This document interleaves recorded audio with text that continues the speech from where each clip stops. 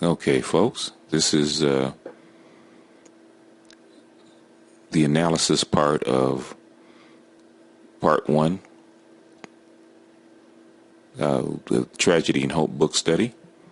I hope that you've read you've heard the intro and you've listened to and viewed the first part. We're going to try to stay within YouTube's limit of 15 minutes. I hope that works for everybody. We can kind of go over the sections and then do the analysis right after, keeping within 15-minute patterns. I hope that helps everybody digest this complex book. There's certain keys that we're going to go over. Quigley's very logical. Quigley's very scientific. He has set down certain what we call laws or patterns of existence in the civilization cycle. So here we go. Okay, he right here he's defining what civilization is.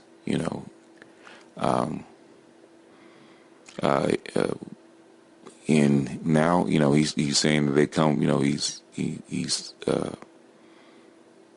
giving us a definition of civilization, and he says they all have their cycles in common, no matter what the reason they came together. As human beings, we have similar experiences, and they experience a similar cycle, just like any other human organism or human organism. And like I said, is the mixture where each civilization is born for whatever reason they're born, and after a slow start, when they come together, it expands just like any other organism. When it gestates, and then it starts to expand and gather material so that it can grow, and both internally and at the expense of its neighbors. In other words, it starts to conquer or absorb its neighbors and other people. And then there's a crisis, because these groups are coming together and it's absorbing all this material.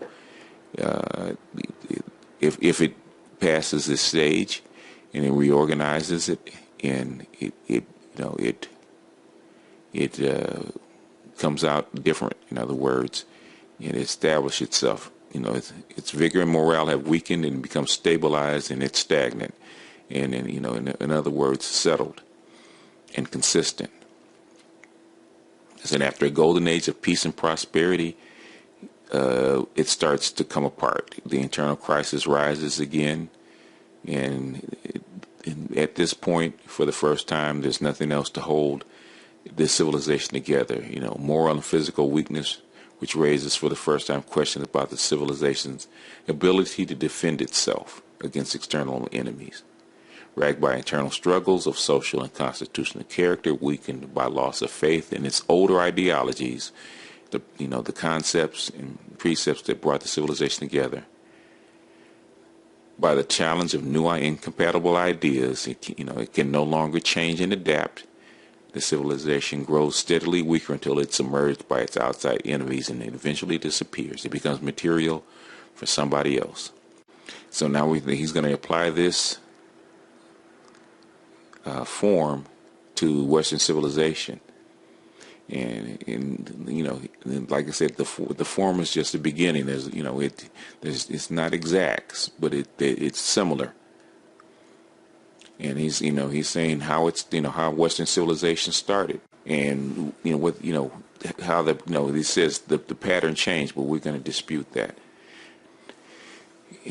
So in more than a dozen other civilizations, the age of expansion followed by an age of crisis, and in this turn by a period of the universal empire, in which a single political unit ruled the whole extent of the civilization. Western civilization, on the contrary, did not pass from the age of crisis to the age of universal empire, but instead was able to reform itself and entered upon a new period of expansion. Moreover, Western civilization did not do this once but several times. It was its ability to reform or reorganize itself again and again, which made Western civilization the dominant factor in the world at the beginning of the 20th century. I think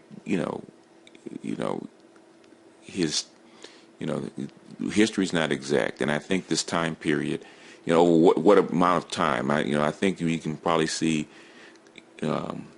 hints that this has happened in other civilizations like Rome, in other civilizations. It's just not to this extent because, there's probably different, Western civilization is placed in a different period, which I think greater landmass, but we're going to get into that. Okay, the age of expansion is generally marked by 4 kinds of expansion. We can review this of population, of geographic area, of production, and knowledge. The expansion and the expansion of knowledge give rise to the expansion of population, and the 3 of these together give rise to the expansion of geographic extent. Okay, all these 3 things, the 3 or 4 things give the energy and the material to go out and basically gather more material from its neighbors or its rivals. Okay, we're going to go into the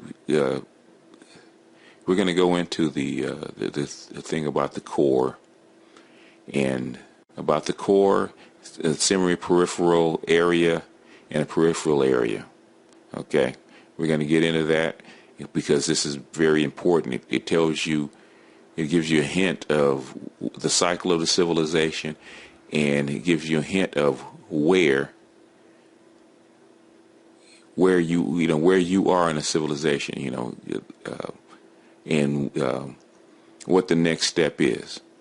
So, this definition is going to be very important in this book. Okay, now he's giving you examples of civilizations in the past and about their core areas and their semi-peripheral areas.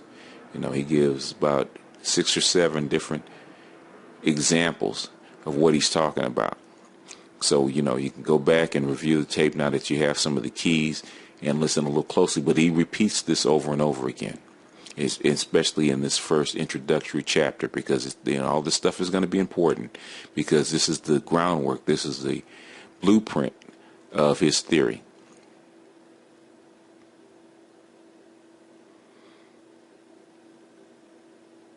Okay. He says, in consequence, by the latter part of the age of expansion, the peripheral areas of a civilization tend to become wealthier and more powerful than the core. Another way of saying this is Another way of saying this is that the core passes from the age of expansion to the age of conflict before the periphery does, which is true. Eventually, most civilizations' rate of expansion begins to decline everywhere. In other words, because first in, 4 out, because the core is where it started. It's ahead of the periphery. And he's going to give you details of why that is, because there's a varied reason of why the periphery, it continues to expand even while the core is becoming stagnant. And said, in this decline, the rate of expansion of civilization which marks its passage from the age of expansion to the age of conflict.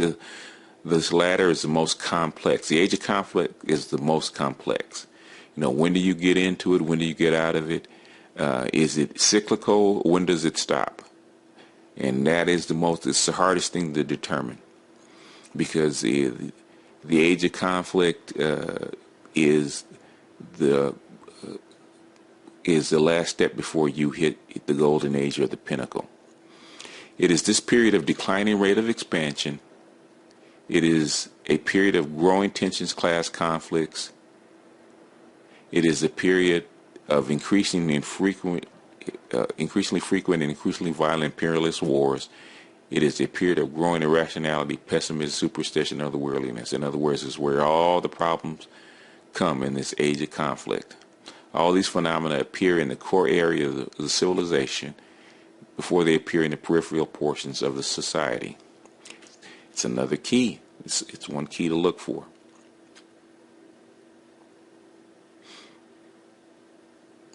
Okay, indeed, the class struggles and the imperialist wars of the age of conflict will probably serve to increase the speed of the civilization's decline because they dissipate capital and divert wealth and energies from productive to non-productive activities.